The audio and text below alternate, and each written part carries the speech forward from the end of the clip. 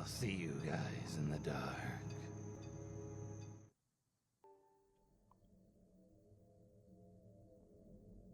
All throughout high school, there was a teacher who I had referred to as Creepy Creep. He deserves this name, and throughout this story, I hope you can understand why. It all started in my freshman year. This teacher was an inclusion teacher, meaning he was in charge of taking care of the special needs kids that were allowed to be in the same classes as everyone else. Creepy Creep always seemed to be alone, and I always felt bad for him. So one day, I complimented him on his haircut. I always regretted doing this because, ever since, he was always in the same place as me. Later in my freshman year, I had broken my toe at a haunted house. After I came to school for the first time after I broke it, he stopped me in the hall to tell me I should avoid haunted houses. I just laughed it off, but later it hit me that it was really odd that he knew how I broke my toe because I hadn't actually told anyone at school. The next year, he would always sit with me at my lunch table until my friends showed up. That same year, he was running up the stairs and accidentally tripped, which I just happened to see. He seemed fine until he noticed I was one of the students who saw. He started crying, and later that day he sat with me at lunch, apologizing that he never wanted to embarrass himself like that in front of me. My junior year, he came and gave me a hug on the first day, telling me how much he missed me over the summer. This year, he would sit with me at lunch even after my friends would show up. He said my friends weren't true friends if they had a problem with us sitting together. One day at lunch, I was talking about how I was leaving early for a dentist appointment. He asked what time I was leaving, and I said right after lunch. Then a few minutes later, he left, which I was honestly so grateful for. Once I got to my car to leave, it wouldn't start. Creepy Creep just happened to be out there, though, offered to give me a ride home. I told him it was fine because my stepdad was on his way to get me, and anyways, he had to get back to school. Creepy Creep told me it wouldn't take any time for him to take me home, since my house was just down the road. That's when I really got freaked out, because he knew where I lived. Luckily, my stepdad showed up just in time. Creepy Creep actually introduced himself to my stepdad, saying it was nice to finally meet the man who raised such a beautiful girl. My senior year ended up going to a different school, and I got a new job as a delivery driver. About a week into the job, there was a special note on the bottom of the delivery saying, "Bring to back door. You can just walk in," which wasn't too odd to me because sometimes that's a common note on elderly or older people who can't make it to the door. So I made it to the delivery and went inside, but it was no other than Creepy Creep. When I walked in, he went in for a kiss, telling me how much he missed me. I was so terrified because not only was this creepy, stalking teacher, but he also just kissed me. He told me how upset he was not to hear from me for our second-year anniversary.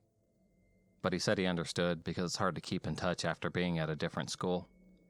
He asked me to quit my job and just stay with him for the rest of the day so we could celebrate our anniversary the proper way. Luckily, my boss called, yelling at me for taking so long on my delivery. So I told Creepy Creep that I had to go quit my job in person so I wouldn't get in trouble for keeping the money from his delivery. Then I would come right back. He was so happy and said that he was excited to see me putting more effort into our relationship. So I quit my job and then went straight home and told my parents everything. I also haven't heard from Creepy Creep ever again. So sorry for lying, Creepy Creep, but let's not meet ever again.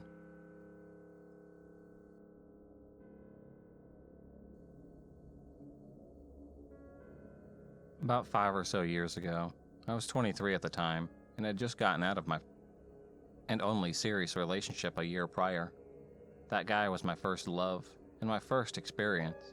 And so, needless to say, when things ended, he and I had zero interest in trying to work things out. I was heartbroken. After about a year of moping and being stupidly sexually promiscuous, I decided to try actual dating. I met this guy Rick on a dating website. He was a couple years older than me and was an ex-Marine, was cute, and good at making conversation. After a few days of talking online, he asked me for my number, and we decided to meet up. I drove to his house to come find out he lived with a few other guys who looked really shady. Now, he actually lived in a good neighborhood, but the way they kept their home and the way his roommates looked was my first red flag that an inexperienced, naive girl would not fit in his crowd, but I decided to stay and just give it a chance anyways. Once he saw me, he came up and gave me a hug, handed me a helmet, to his motorcycle. Now I have never in my life rode a motorcycle before, but I always wanted to, so I thought why not, and hopped on. Now the street he decided to take me up is known to be a very long and windy road that is pretty secluded. It's also important to note that this is the springtime, and it's about 5 p.m. when we go on our ride. I didn't realize at the time he had decided to take me on a specific road, but once we got on it, my red flag started to kick in. I began to realize that 1, it is dead silent, and there's no other cars on this road right now. 2, it's starting to get dark. And 3, yeah, I don't know this guy, so what am I doing? And my alarm bells start ringing loudly. Now I will say that while I made a ton of mistakes within this story, this instant is where I am proud of how I reacted. Once my anxiety kicked in, I told him that I think we should turn around and go home. He started laughing and asked if I was scared. I told him no, I just need to head home because my parents are expecting me for dinner soon. He kept riding forward. More alarm bells were ringing. Pictures of me being taken and lying dead in a ditch came up. I kept asking him, can we please turn back? Can we please turn back? And he finally gave in and just turned around.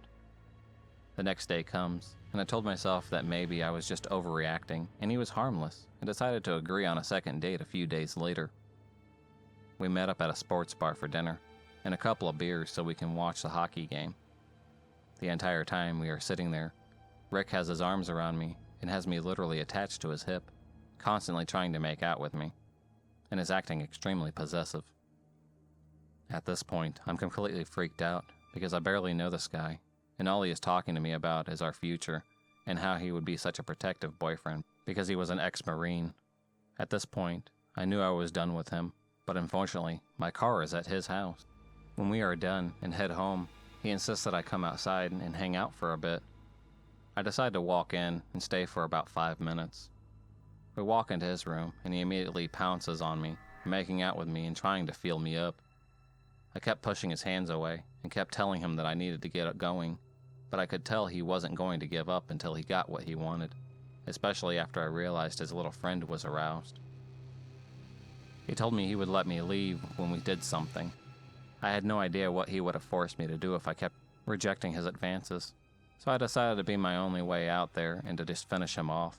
So I did, and the entire time I'm trying to act like I'm enjoying it while dying inside, hoping he would hurry up and finish so that I can quickly leave and go home. Luckily, I only used my hands, and luckily it only took a few minutes to finish before I literally ran out that door and sped home. After that night, he tried to ask me to hang out again, and I told him that I think it would be best if we stayed friends. This guy began to relentlessly call me and text me and beg me to see him, then proceeded to call me a bitch because I was ignoring him, then would apologize for calling me that, and it was because he liked me so much. So I blocked him. Then he tried to message me on Instagram, so I blocked him there, and then on Facebook, and finally on Snapchat. So Rick, please let's not meet ever again.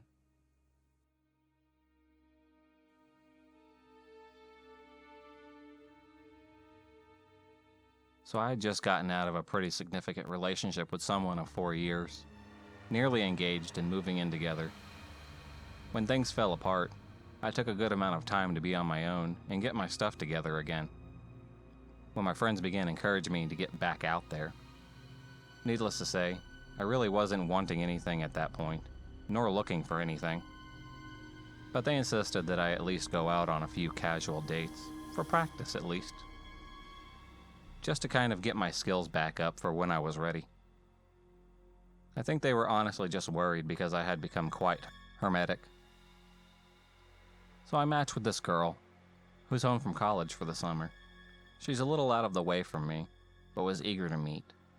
Seemed really interested, was even willing to come to my area, etc. I really wasn't all that interested, to be truthful, but my friends again encouraged this. You know, practice. A date doesn't mean commitment, whatever. I want to be very clear, though, that I was extremely honest and explicit with her that I was not looking for anything serious, or anything really at all. I was very forthcoming that I had gotten out of something serious, and I was just kind of encouraged to explore. She persisted and still wanted to meet, so we agreed to a casual lunch in a sports bar that week. I get there, and she was already waiting for me. I was a bit put off by how much different she looked from her pictures. Not trying to sound shallow or anything, but her pics from her Tinder easily had to be at least 5 years old. When I verified based on tattoo she had in person, versus the one she didn't in the pics. So I was a bit thrown off by that. I wasn't the least bit attracted to her, but I was there just to have a new experience anyways. No big deal at all. I felt so bad because the entire time she seemed so incredibly shy and awkward. I even noticed her hand shaking when she reached for her glass, which I found endearing, honestly. So I did my best to get her talking and try to help her feel more relaxed. I asked her questions and chatted about things I figured you chat about on dates, where she grew up, music she's into, school she goes to, major, etc. All to which I literally received one-word answers. It went on like this for about an hour, and she was just not working with me at all. But I tried to keep room in my heart, because it was clear she was feeling anxious, and I understand that on a personal level. Then she pulls out this book and says, "I got this for you," and I responded very grateful, thanking her, and inquiring what it was about. Because hey, if someone wants to share a good read with me, I'm all about that. She looks at me funny and says in a very sudden but odd tone, "You're kidding, right?" I'm very confused and just kind of look at her like, "What?" And she says, "This is your favorite book. You told me this was your favorite book." To which I said, "No, I have never even heard of this before." So we concluded that she ultimately got me confused with someone else she must have been chatting with, which I honestly found hilarious. She was embarrassed, but I made light of it and said I found it funny, because I get it. That's Tinder culture, I guess. So as we finished lunch, and I'm still receiving one-word answers despite our funny moment, I kind of become a bit suggestive that we should conclude our date by saying I had to get back to feed my animals and do some laundry. But she became very adamant on spending more time, and asked if we could do something else. I was genuinely trying to be decent, so I agreed, and we found a nearby park to walk in. That's where shit gets weird. We sat on a park bench. Mind you, it's broad daylight. There's kids playing basketball nearby. Folks jogging passed by. I started trying making conversation yet again, but still get the one-word answers.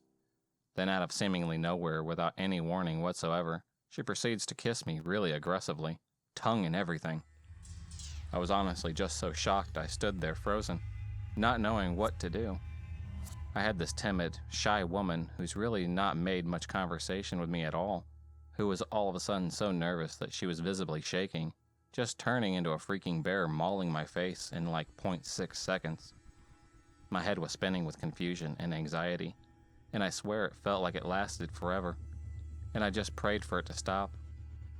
I was too put off and honestly a bit afraid to do or say anything.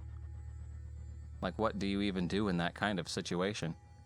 I was just hoping she'd pick up on my very obvious body language, that I wasn't reciprocating anything at all. I was completely unprepared for a situation like this. Then some really nasty guy walks by, gawking and catcalling, and literally begins propositioning us into a three-way. And I'm just like, what the heck is going on? I need to get out of here. I was 1,000 different types of uncomfortable. I end up managing to ward him off after telling him very politely no more than several times. All the while, she's just laughing. And I'm thinking, who even are you? Dr. Jekyll and Mr. Hyde over here? So he leaves, and I'm insisting now that I need to leave and just go home. She seems to ignore what I'm saying and gets very close to my face again and says, "Did you like that? Do you think I'm sexy? Do you want me?" When I tell you I was so freaking nervous, I was like, I really need to get home. And she was like, "Can I come with you?" I told her very firmly no. She literally tried to persuade me to let her come back to my place with me, and I had to say no more than 3 times. So finally, I'm home, and frankly just kind of shaken up. I hadn't really done the dating thing in quite a long time, but that felt very abnormal. She then texts me after she gets home and asks me out on a second date. And I'm very kind, despite being made incredibly uncomfortable. And I told her I thought she was a very cool chick, and I had a nice time. But I did not feel anything there. I reminded her that I wasn't looking for anything. She then text bombed me a bunch of crazy stuff, saying how she didn't understand and was so confused, that she thought I was so into her and that things went great. I did not respond to any of these, because now she's continuing to cross my boundaries. I said what I needed to say, and I thought I was being decent by at least being honest with her. So the text continued, and I figured they're going to eventually stop, because it was a first date. How can someone be so upset over someone who's not reciprocating on a first date? They did not stop, by the way. By the text, you would have thought that we just ended a 2-year relationship. Then she began calling, at which point I had to block her phone number. So Nightmare Tender Girl, for the love of everything, let's never, ever meet again, please.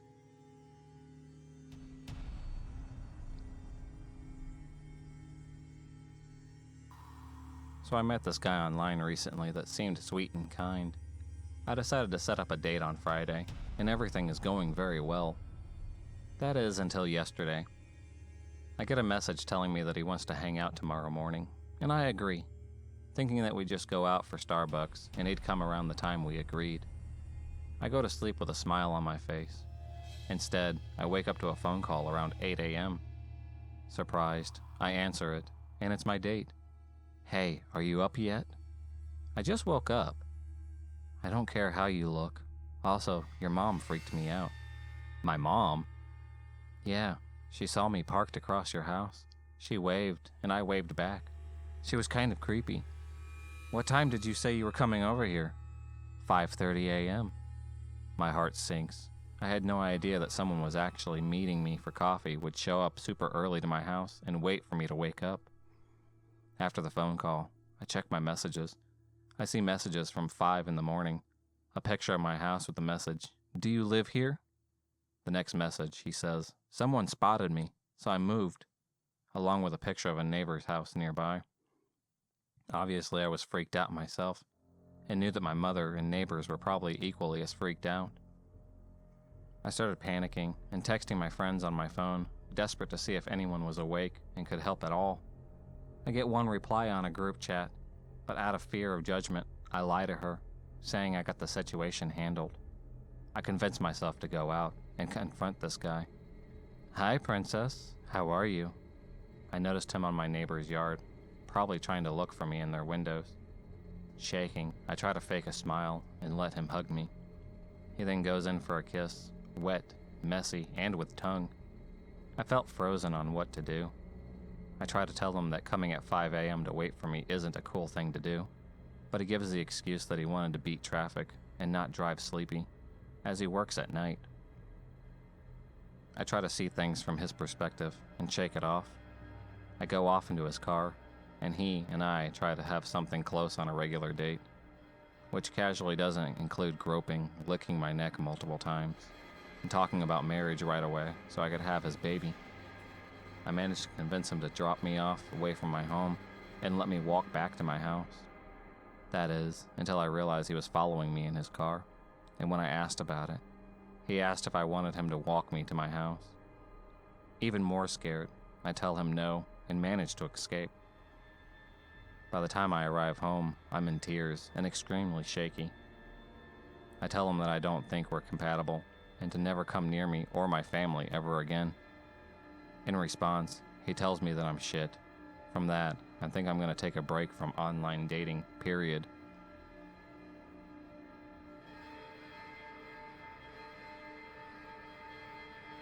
So this happened today. Against my better judgment at the beginning of the month, I got Tinder. I matched with a few guys, etc. One of them is James. We ended up texting each other, and he seemed pretty chill, and pretty into me. He's a decent-looking guy, and we seemed to click. He had apparently been in a relatively abusive relationship with a woman, and he was looking to start over. According to him, she had hit him with a frying pan and pepper sprayed him once. He kept going on about how crazy she was. All right, this stuff happens. We went out to the movies this past Friday, I had a great time. We ended up talking for a few hours, and we hit it off pretty well. I asked about the ex because I was a bit curious as to why he'd stay with someone like that. He didn't say anything positive about her, just that she was crazy, had mental illness, and didn't take her meds. That kind of stuff. She had tried to baby trap him just to have a miscarriage. He expressed relief that he didn't end up with a kid. He said he had felt obligated to her. Again, I get that. All in all, I had a good time though. This morning rolls around, and he tells me that he had hooked up with his ex last night, and that he was going to try and work things out with her. Mildly insulting that I lost out to an abusive chick, but whatever. I tell him that it's cool. He then a few hours later texted me to say that she was crazy, and he thought she was changing, but she wasn't, blah blah blah. He kept asking if he could see me. He was being very pushy about wanting to see me today. He begged for 5 minutes of my time, so he could explain to me. I politely told him that I didn't want to be involved with someone who was so clearly hung up with his ex. This is where it gets nuts. He admitted he still was, but that he wanted to see me today so I could meet her, and she could determine if I was better for him than she was, and that she wanted him to be happy because he and I had a connection. I flipped after that, told him that the fact he needed his ex to determine who was right for him was absolutely nuts, and that it is not what love is, and that I wanted no part of it. His ex started texting me after that, and it was non-stop insults and incoherent stuff that made no sense. He also dropped the bomb that she was his wife. I told her to screw off, basically, and blocked the number. I went on Tinder to message him where I called him a piece of crap, and he was intelligent, he would leave her and never message me again. He started to harass me, saying that I was miserable because they have a beautiful love together, and all this crazy shit. He then went on to say my wife knows where you work. I hope she doesn't do anything rash. And I told him that if that was a threat, I would gladly go to the police. He then said she's been to jail before, she's not afraid, and that she loves him so much she'd screw anyone up and risk jail for him, and that she'd kill my friends if they tried to protect me, and she's armed and dangerous. I told him goodbye, reported him, and deleted my Tinder account. I did go to the police that night, but since it wasn't a direct threat, they can't do much. The cops think that James was more or less full of shit and was trying to scare me, since some people love getting off on that. He said I did the right thing by blocking him and reporting him, and said I should keep my eyes open and alert the people at my job. The scary thing is, James seemed perfectly normal, but he lied about being married, how he felt towards his wife, and he flipped like a switch. His excuse for not being upfront about being married was that they were going to get a divorce. He seemed so docile and assuming, and the hatred and aggressive attitude was insane. I have to honestly wonder what would have happened had I gone to talk for 5 minutes. I'm kinda concerned since they do know where I work. But if either of them try anything, then the cops can actually nail them. What a weekend, huh? If you enjoyed this video, please subscribe, like, and hit the bell for notifications on future videos, and become a stalker of the night. And I'll see you next time.